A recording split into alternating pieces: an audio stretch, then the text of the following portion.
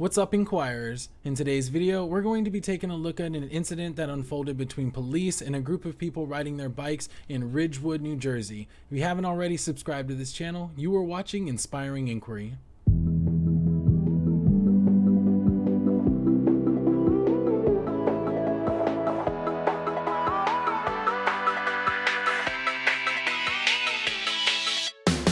Okay, so for today's video, I ended up pulling my information from a number of different news sites, as well as a couple Twitter posts to kind of get a good idea of how different people are reacting to this situation. And according to NorthJersey.com, referencing a statement put out by Ridgewood Police on this past Sunday, July 26, after monitoring nearby Hawthorne and Glen Rock's police broadcastings, they were informed that there was a large group of people in the streets obstructing motorists and causing certain safety issues in the community. Ridgewood Police responded to this crowd, making attempts to clear the roadway by using their PA system and their sirens and giving verbal commands for the group to stop obstructing traffic. The group then made their way to a closed section of the village where an event was taking place that day. After failed attempts at persuading the crowd to stop obstructing traffic, they ended up changing their methods a little bit. Ridgewood Police responded by engaging the group about bicycle safety and the conduct the riders were exhibiting. According to NorthJersey.com, a 15-year-old boy from nearby Sloatsburg, New York, was with that group of people according to the statement. During the interaction, the 15-year-old boy decided to ignore the police officer's commands and decided to ride past him. At this point, the officer responded by stopping him and informing him that he would be receiving a summons. Another news site named dailyvoice.com noted that juveniles in New Jersey technically are detained and issued delinquency complaints, not arrested and charged criminally like adults under state law. At that point, there was an attempt made to pull the bike away from the officer, and that's where the video starts. We're going to go ahead and play it for you guys right now.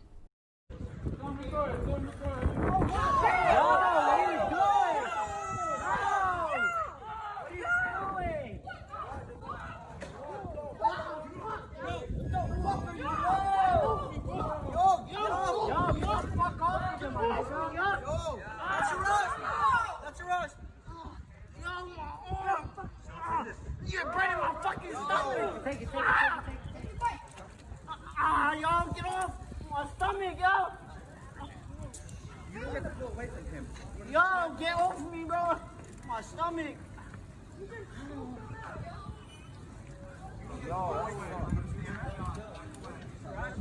Yeah, let's go.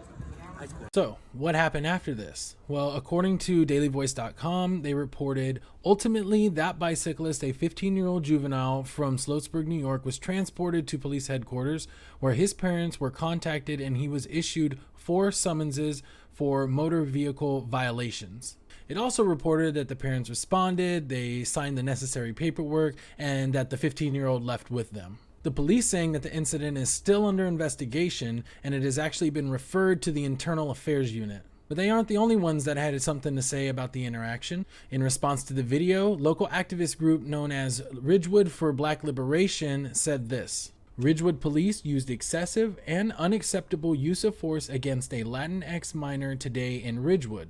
Officer grabbed his neck, pushed him to the ground. Please contact us with any information you have about the incident. We are working with lawyers right now to ensure that this kind of disgusting display of force does not go unaddressed. We will continue to share updates as we get them. This is why we take to the streets. Rizzo, a village resident and organizer for Ridgewood for Black Liberation, also added this: "This is why we call for defunding the police and funding the community instead," she said. Because clearly these Ridgewood officers can't be trusted to so much as respond to youth bike riding on a Sunday without escalating to violence. Daily Voice also claiming that members of the group said following Sunday's incident that they are asking for the officers involved to be fired and funding for the police station to be redirected to the school district. They aren't the only ones to voice their opinions, though. A purported witness shared their views on the incident as well, saying some of that mob was reported in Hawthorne several times, driving out into traffic, making people swerve and slam on their brakes to avoid them. Another saying this minor and a pack of his friends rode around Ridgewood on sidewalks, weaving in between cars and traffic, and almost hit a toddler. Had previously done this in other towns while dramatically coughing and sneezing on people, one person said. Also weighing in is Glen Rock Councilwoman Dr. Arati Krybich, saying, "We keep saying not in our town, not our police, but living while black and brown is dangerous everywhere in America."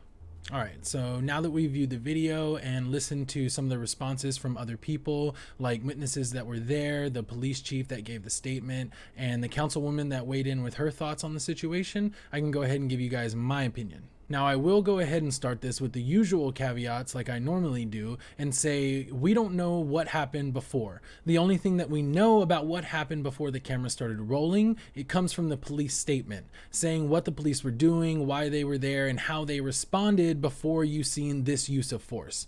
In my opinion, the amount of force here that he used was a bit excessive. I don't understand why he came into the situation with such aggression before ever even trying to de-escalate the situation. Like I said before, we don't know exactly what happened before the camera started rolling, but at that moment, he had a hold of his bike. He was backing up. He didn't seem like a threat, yet he was met with such aggressive force. Then once he had him, after he had his hands around his neck area, I mean, I'm not going to say that he was choking him, but he definitely looked like he went to grab for his neck. He drug him over to the side by the sidewalk. I don't understand why he couldn't have come up to the child, the 15-year-old child, and explained what was going on. Let the kid know, look, there's two of us. This is what we're going to do. We're going to write you a summons. This is what's going to happen.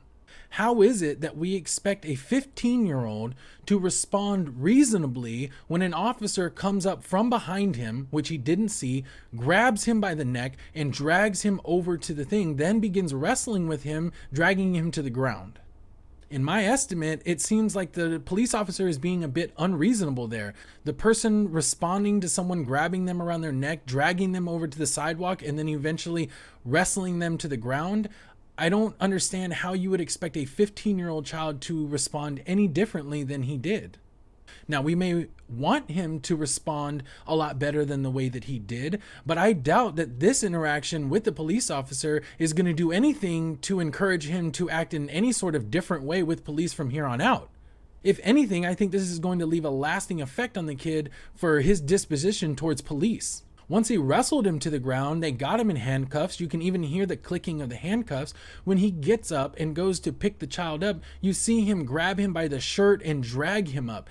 This isn't the actions of anybody who's being respectful. I mean, he is a law enforcement officer. This is his job. He is supposed to deal with people who are breaking the law. It seems more like the police officer was acting out of anger than being a reasonable police officer using the amount of force necessary to get through the situation. But I am not an expert on law or police officer tactics, so I am glad that they are getting this investigation involved with Internal Affairs. They are going to be better equipped to be able to determine whether or not this is something that calls for, the police being suspended or fired or whatever that they feel is an appropriate reaction to something like this. It also bolsters the notion that I've heard from a lot of people that call for defunding the police, that police shouldn't be called for every incident that takes place. In this particular case, I somewhat agree. I'm not sure if this kind of police officer was exactly the kind of officer that was needed to respond to this type of offense.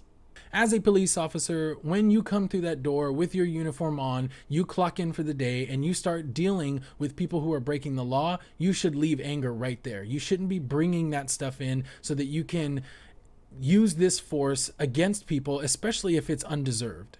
Well, guys, as of right now, this is under investigation by the Internal Affairs. The kid has already been released to his parents with 4 motor vehicle summons.